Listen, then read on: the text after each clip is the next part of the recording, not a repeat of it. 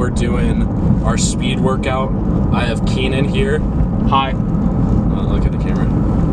Yep, and yeah, we're gonna do straight leg box jumps. We're gonna do, I think, some broad jumps, and then we're gonna do 15 meters, and yeah, that's it. Okay. That's so light. That is actually so light. That's like nothing. You should go see it. Okay. Ready?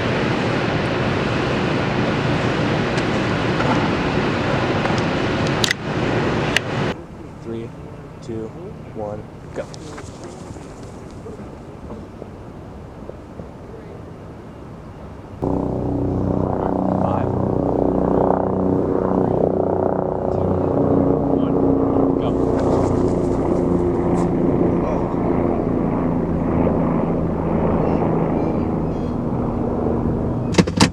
What's up, guys? This is after the workout. I actually didn't get to film the video or the debrief right after because I was playing COD. So yeah, that's too bad.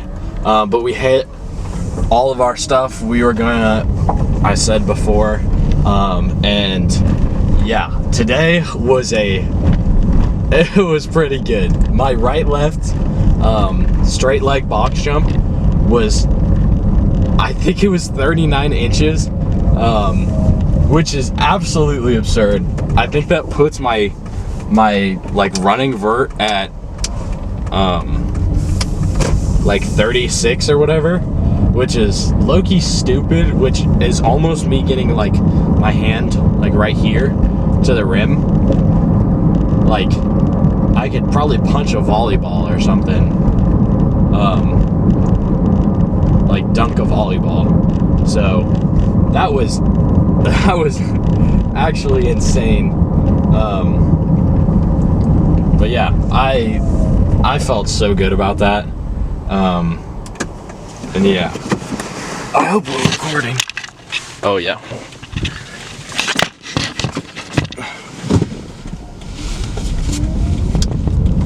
So it's probably not a good idea to adjust the camera during driving, but I'll try to fix this up.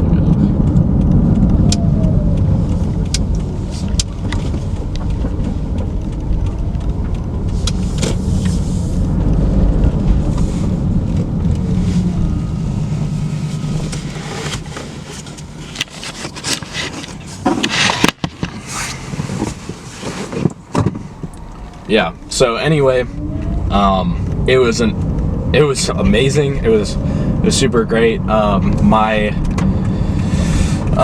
did 15 meters, and those came out to be about 2.7, which is really good for accelerations, I feel like, because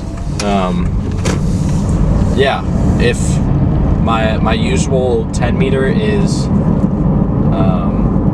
like 2.1-ish. So to add only 0.6 seconds over 5 meters during a start is really pretty impressive. But yeah, I was super happy with it, and it was pretty lit. Yeah, let me think about what this topic's gonna be for today. Okay, so here are my thoughts. I want to kind of talk about why would you want to versus why would you not want to do unilateral movements. Unilateral just means one leg, okay?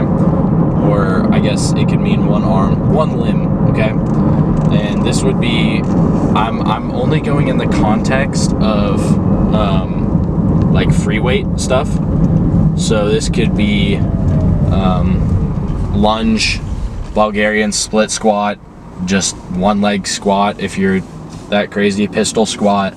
For arms, I would count dumbbells to be part of this, and yeah, I'm not really sure what else you could, like one arm rows. I feel like that wouldn't really do a whole lot.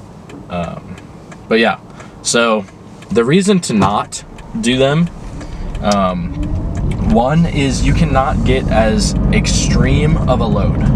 So when you have only one limb doing an exercise, if you were to add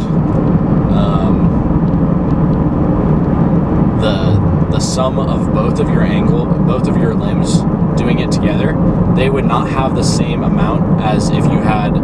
So for instance, your dumbbell bench press would not be half of what your actual bench press is, because it's due to stability. So you have to really work on, when you're doing a dumbbell press, you have to really work on making sure that the bar isn't going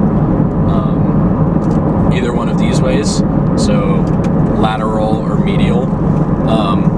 But when you're doing a bench press, you're pretty much just focusing on not going up and down. And so there's a stability aspect to it. For lunges, Bulgarian split squats, one leg split squats, pistol squats, same kind of thing. The absolute load is going to be smaller because you have to balance. Your spine has to shift a little bit, your hips have to turn a little bit, because if everything's the same as when you're squatting, like a regular back squat, or I guess it would just only be a back squat,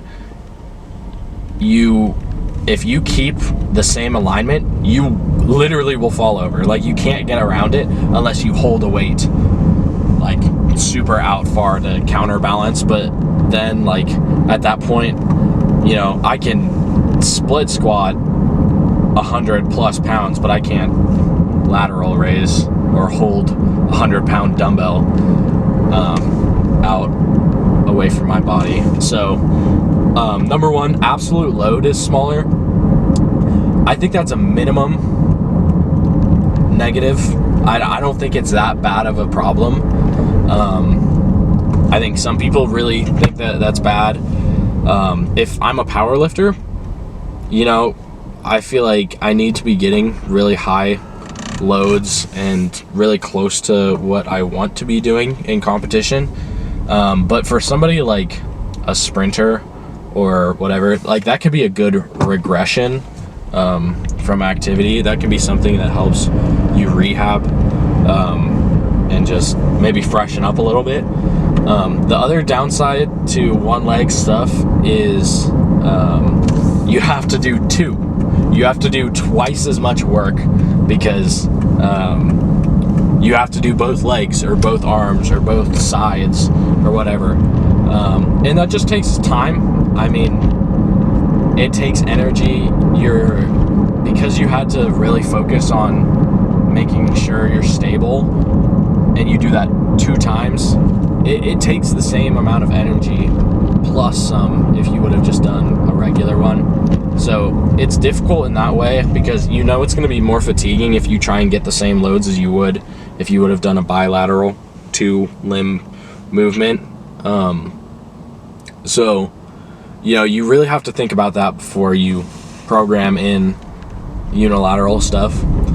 The reasons for, which I think are honestly a little bit greater, and this is why I do add some unilateral stuff in, is for the stability. The stability is actually really important. When you do anything, if there's stability being the weakest link, like a chain is almost only as strong as its weakest link. It's the same way with your body and doing any movement. Like, the weakest thing will hold the rest of your body back. So when I do squats and I don't have very much stability, I am not going to be able to squat as much because I don't have the stability or the balance or whatever. And I feel like unilateral stuff gets that benefit. Like, it gets you over to the point where you have more balance, you have more coordination, maybe some more stability in your body. And so, yeah, I really like it for that. I also like for specifically any sport where you run. This is more for like Bulgarian split squats or whatever. I really like it because in sports, you will never be in a spot where both feet are on the ground and they are perfectly straight up and down, unless you are literally just standing or maybe doing a broad jump, but nobody actually does a broad jump in sports. So it's like, yeah, usually your leg lands right under you while the other one is off, and your body has to manipulate itself to compensate for the balance, or your leg lands kind of sideways to make sure it's straight under your center of mass.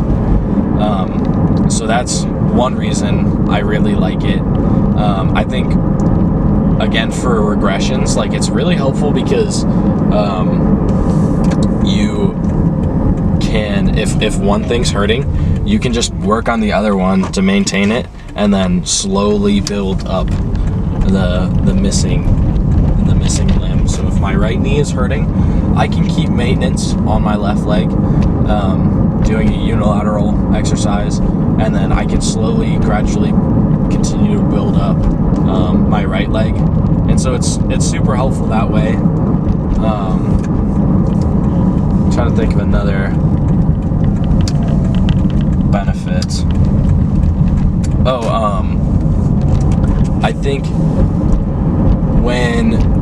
this is actually interesting. It kind of sounds like it's the opposite of what I said earlier, but if you do a movement that's confined, and so like a one leg press, you should be able to do more with one leg than half of your two leg, which is really interesting. I don't really understand why, but you get a higher power output, more like newtons of force, more tension on the muscle with that. And so I think it kind of mitigates the problem with stability. So it's kind of interesting in that way. But yeah, I think unilateral stuff should be used, but not always, because it takes more energy, and frankly, it's not as fun as lifting some big boy weights. So